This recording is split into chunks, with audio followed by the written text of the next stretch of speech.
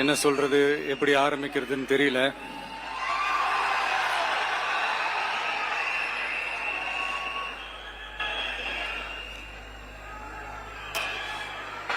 சினிமாவில் எப்படியாவது கஷ்டப்பட்டு வெற்றி அடையணும்னு இருந்த ஒரு சாதாரண அசிஸ்டன்ட் டைரக்டருக்கு பிறந்த ஒரு புள்ளையா எனக்கும் வாழ்க்கையில வறுமைனா என்னன்னு எனக்கு நல்லாவே தெரியும், பசினா என்னன்னு எனக்கு நல்லாவே தெரியும். நான் ஒன்றும் பெரிய மன்னர் பரம்பரையிலிருந்துலாம் வந்துடல. உங்களை மாதிரி தான், உங்கள ஒருத்த மாதிரி தான், உங்க குடும்பத்துல ஒருத்த மாதிரி தான், உங்க புள்ள மாதிரி தான், உங்க மகன் மாதிரி தான், உங்க அண்ணா மாதிரி தான், உங்க தம்பி மாதிரி தான்.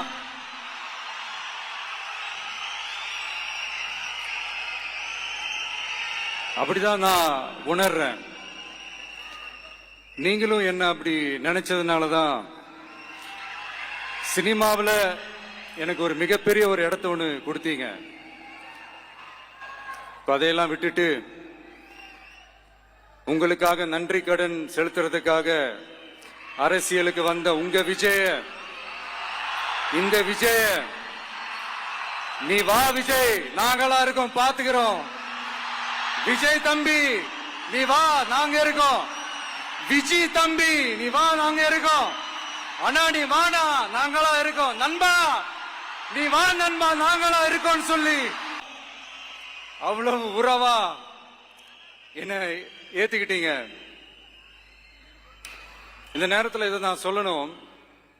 இந்த டிராவல்ல, இந்த ப்ராசஸ்ல எனக்கு எவ்வளவோ கஷ்டங்கள், எனக்கு எவ்வளவோ இந்த அவமானப்படுத்தினதெல்லாம் ஒரு பக்கம் இருந்தாலும், எனக்காக கூட நின்ன உங்களுக்கும் அதே மாதிரி கஷ்டங்கள், அதே மாதிரி அவமானங்கள், அதையெல்லாம் நீங்க பெருசா எடுத்துக்காம, அதையெல்லாம் நீங்க பொருட்டாவே எடுத்துக்காம, என்னோட வலிகளை, என்னோட வேதனைகளை உங்களோட தான் நினைச்சு என் கூடவே நின்னு இன்னைக்கு சி ஜோசப் விஜய் எனும் நான்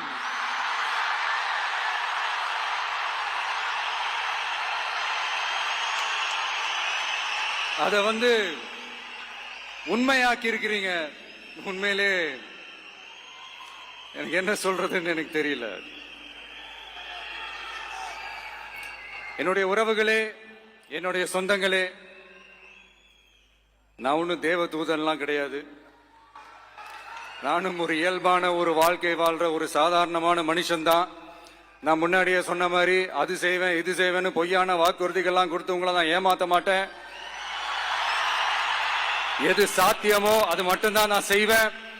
இம்மிடியட்டா உங்க மனசுல ஒரு கேள்வி ஒண்ணு வரலாம், அப்ப சாத்தியம் இல்லாததை செய்ய மாட்டாங்களா, செய்ய முடியாதா அப்படின்ற ஒரு கேள்வி ஒண்ணு வரலாம். இத்தனை கோடி மக்கள் என் கூட இருக்கும் போது எது வந்தாலும் பாத்துக்கலாம், என்ன வந்தாலும் பாத்துக்கலாம் அப்படின்ற அந்த கான்பிடன்ஸ் என் மனசுல இருக்கு. இன்னொரு விஷயமும் நான் இங்க சொல்லணும். இன்னைக்கு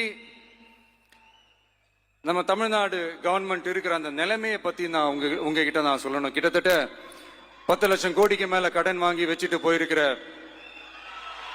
இன்னைக்கு அந்த தமிழ்நாடு அரசு இருக்கிறப்போ, கஜானாவை சுத்தமா தொடச்சி வலிச்சு வச்சுட்டு போயிருக்கிறப்போ, தூக்க முடியாத சுமையை ஏத்தி வச்சுட்டு போயிருக்கிறப்போ,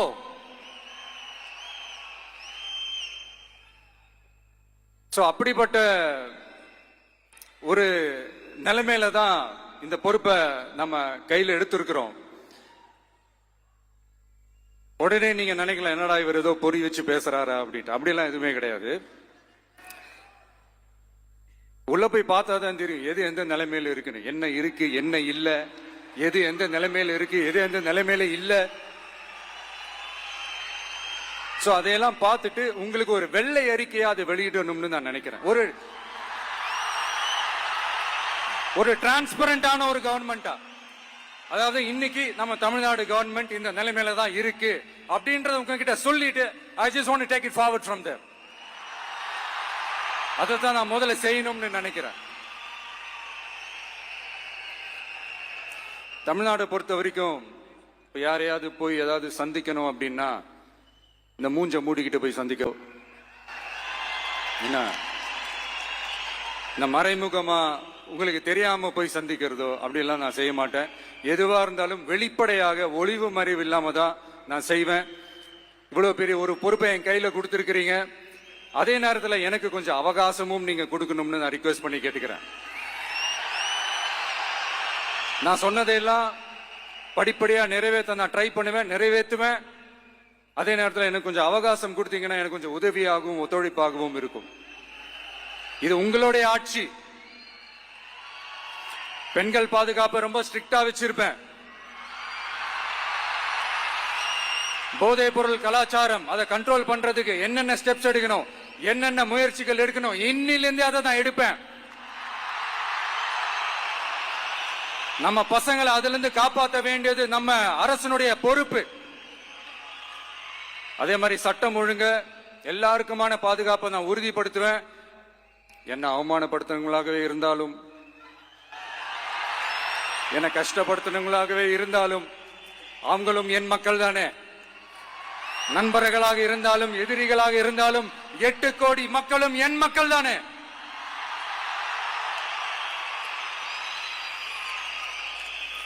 அது மாதிரி இந்த அடிப்படை விஷயங்கள், கல்வி, ரேஷன், மருத்துவம், குடிநீர், சாலை வசதி, பஸ் வசதி, இந்த மாதிரி விஷயங்கள்ல தான் என்னுடைய முழு முதல் கவனம் செலுத்தணும்னு எனக்கு தோணுது. நான் முன்னாடியே சொன்ன மாதிரி மக்கள் பணத்துல இருந்து ஒரு பைசா கூட நான் தொட மாட்டேன். எனக்கு அது அவசியமும் இல்லை. அது உங்களுக்கு நல்லாவே தெரியும். இந்த விஜய் தப்பு பண்ண மாட்டான், தப்பு பண்ணவும் விட மாட்டான். அது யாராக இருந்தாலும் சரி, என்னோட கவர்மெண்ட்ல என் கூடவே இருக்கிறவங்களாகவும் சரி, விட மாட்டான். சப்போஸ் யாருக்காவது அப்படி ஒரு எண்ணம் மனசுல இருந்துச்சுன்னா, நம்ம ஜெயிச்சுட்டோம், ஒரு ஆட்டம் ஆடி பார்க்கலாம் அப்படின்ற எண்ணம் யாருக்காவது இருந்துச்சுன்னா இப்பவே இந்த நிமிஷமே அதை எரேஸ் பண்ணிருங்க.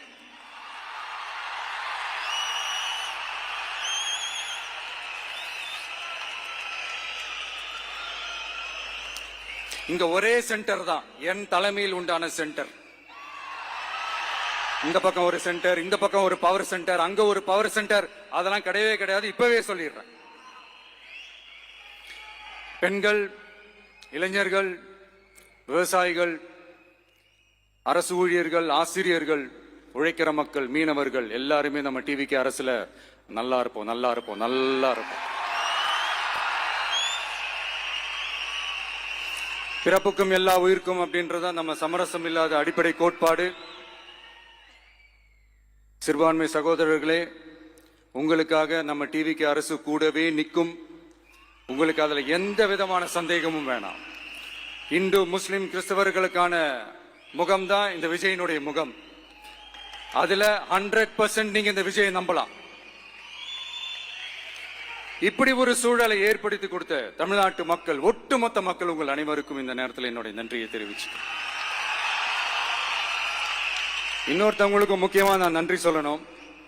அது இந்த விஜய் மாமாவோட குட்டி நண்பா, நண்பி.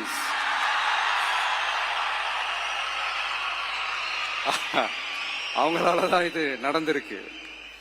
உங்களுக்கு எப்படி நன்றி கடன் செய்யணும்?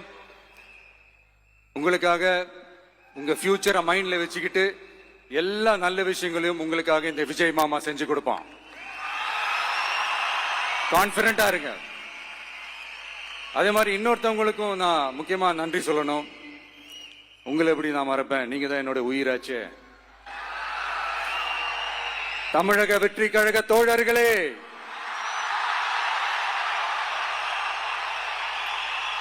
உண்மையில சொல்லனா நீங்க இல்லைன்னா எதுவுமே இல்லை. என்னோட கழக தோழர்களுக்கும், கழக நிர்வாகிகளுக்கும், வாக்கு சாவடி முகவர்களுக்கும், மை டியர் வர்ச்சுவல் வாரியர்ஸ், உங்கள் அனைவருக்கும் கோடான கோடி நன்றிகள். வாங்க எல்லாருமா சேர்ந்து ஒரு ஃப்ரெஷ் கவர்னன்ஸ், ஒரு நியூ கவர்னன்ஸ் ஒன்னு கொடுப்போம்.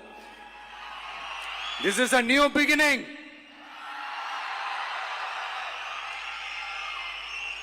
A new era of a real, secular, social justice starts now.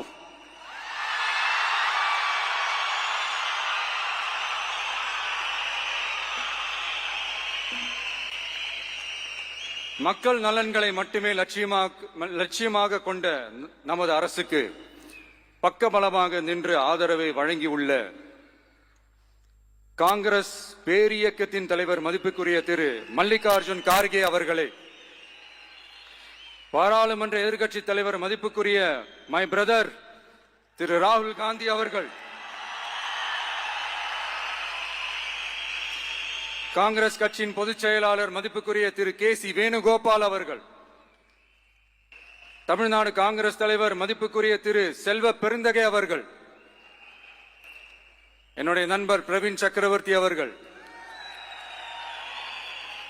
CPIM கட்சியின் தேசிய பொதுச் செயலாளர் மதிப்புக்குரிய தோழர் திரு M.A. பேபி அவர்கள், மாநில செயலாளர் மதிப்புக்குரிய தோழர் திரு பி. சண்முகம் அவர்கள், அரசியல் தலைமை குழு உறுப்பினர் மதிப்புக்குரிய தோழர் திரு கே. பாலகிருஷ்ணன் அவர்கள், பாராளுமன்ற உறுப்பினர் மதிப்புக்குரிய தோழர் திரு சு. வெங்கடேசன் அவர்கள், நமது அரசுக்கு ஆதரவு வழங்கியுள்ள விடுதலை சிறுத்தைகள் தலைவர் மதிப்பிற்குரிய அண்ணன் திரு திருமாவளவன் MP அவர்கள்,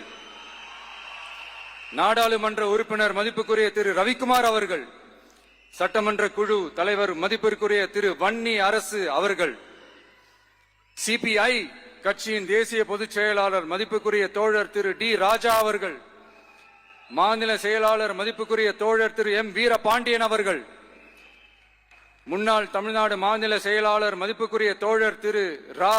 முத்தரசன் அவர்கள்,